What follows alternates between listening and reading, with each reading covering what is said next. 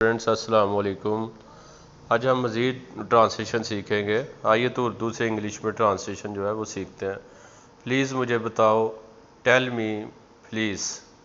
वो झूठा है, he is a liar, is a liar. वो अच्छा बोलती है, शी स्पीक्स वेल, एस भी लगा ले, शी स्पीक्स वेल।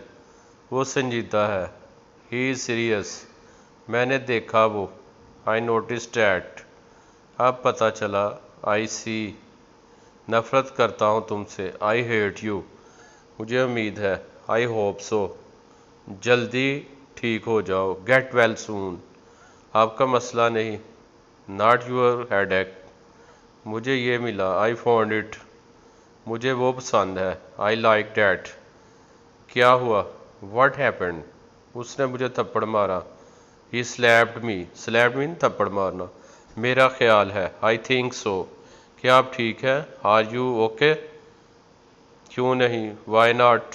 मसला क्या है, what's big deal, what's the problem, what's the matter. ये भी आप कह सकते हैं, कुछ भी ठीक नहीं।